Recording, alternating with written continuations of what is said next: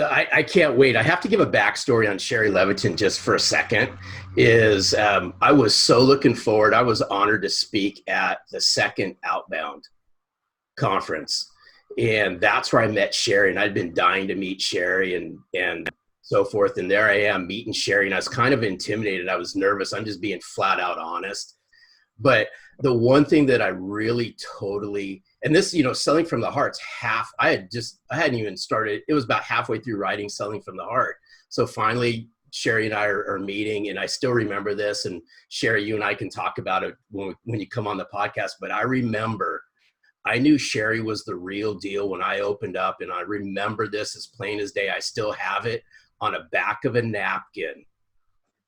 Shari penciled out some things that forever changed how I altered and brought Selling from the Heart to life. She doesn't know it until right now, but I remember that day, and that was, late. That was 2017, I believe, 2018, something like that. So I can't wait to bring Shari Levitin on. She's a kindred spirit. Obviously, we're going to be talking about Selling from the Heart. Shari Levitin, welcome to Selling from the Heart. I'm just a cutout, Larry. This isn't real.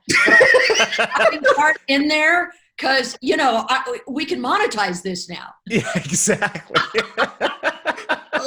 Hey, Shari, you just gave us an idea. Hey, Daryl, why don't we just get cardboard cutout self-sponsorship stuff on Selling from the Heart and have them just sitting there? Oh, my gosh. You can have a whole audience behind you. This is so good. The ideas on the napkin continue. Thank you, Shari. This is fantastic. I do have a heart on for you. Yeah. You know that Larry, so good. Really, I've got it for you. I've got it for you. And Larry, no, it's my pleasure. And I had heard about you before I met you. And what I can tell you is that everyone I had ever spoke to, you've got to meet Larry. You've got to meet Larry. He's got such a great story. He's such a wonderful guy, and he can sell like a madman. And really, it's that balance, right, that it's all about, because you have to have the heart and the authenticity, but you also still need to be able to roll up your sleeves and ask for the order.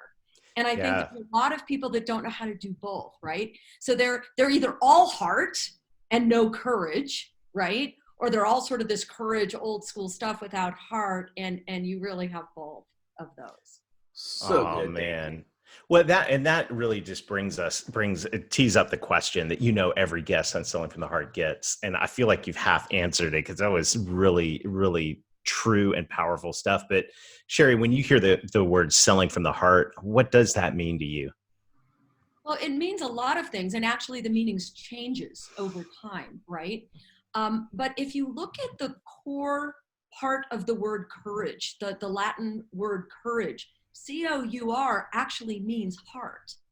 So I think it's important that when people talk about selling from the heart, yes, of course, we mean empathy. Of course, we mean putting the customer first. Of course, we mean vulnerability and all of those things we talk about. But it's that balance of, I feel that if you care enough about your product, your service, your family, and yourself, you have the courage to make the difficult calls, to ask the difficult questions, and to do what it takes to stand out in this world.